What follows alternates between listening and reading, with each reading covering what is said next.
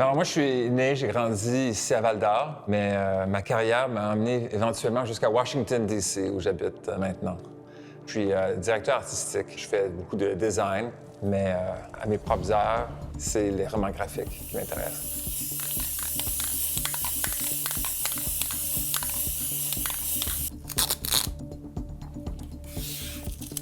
On crée des sérigraphies à partir d'images de mon roman graphique.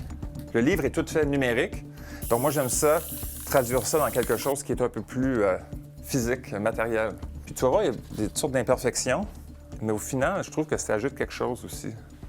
Donc le livre existe grâce à des précommandes que les gens font.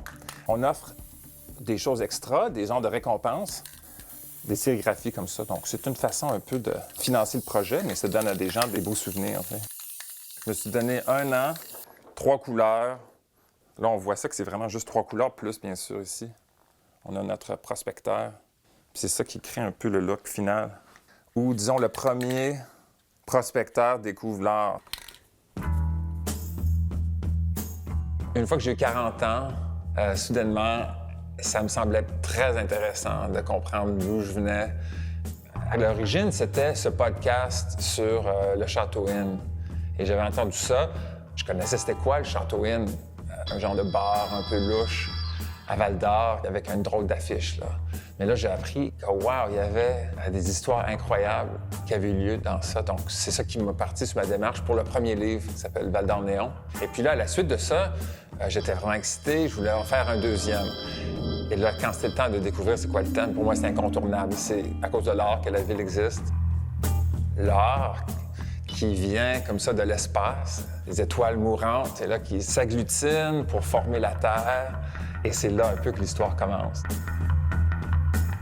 L'histoire des grands prospecteurs, ça, c'est super intéressant. Je crois qu'on devrait tous la connaître, mais j'avais décidé de faire quelque chose d'autre.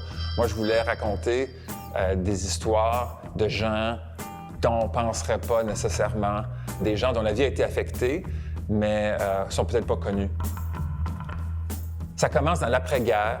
Donc, notre première histoire, c'est celle de Wacek, un mineur polonais. Simplement 3 mois après être arrivé, se retrouve dans un incident où il sauve la vie de certains camarades de travail en se sacrifiant lui-même. Donc, une histoire vraiment dramatique.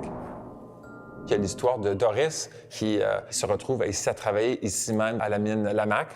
Et à un moment donné, il réussit à prendre une poignée d'or et la ramener chez lui.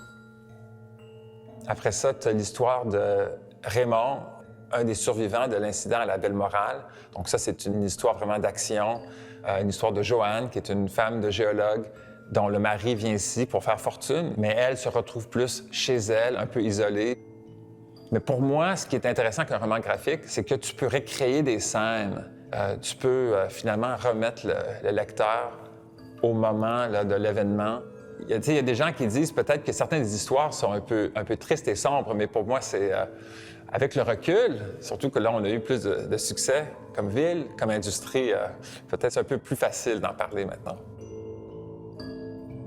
J'ai regardé beaucoup d'images de mines puis de rock pour savoir comment illustrer ça, comment donner cette impression-là comme on est aujourd'hui, là, dans ces tunnels, sous terre, il fait froid. La plupart des BDistes font des contours sur leur image. Moi, j'ai décidé de simplement avoir très peu de ces types de lignes-là et de surtout me fier aux ombres et aux airs de couleurs. Je pense que c'est ça un peu qui donne une signature particulière.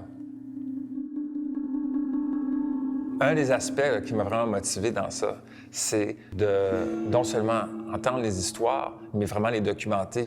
Les gens n'ont pas l'habitude de dire « Ah, peut-être que ma vie, il y a un angle de ma vie qui était quand même intéressant d'un point de vue historique, qu'au moins c'était une chance de le sauvegarder, disons. » Adolescent, je me retrouvais dans cette section de BD à la Bibliothèque municipale de Val-d'Or, mais j'étais certainement aucunement intéressé par l'histoire de la région ou de Val-d'Or.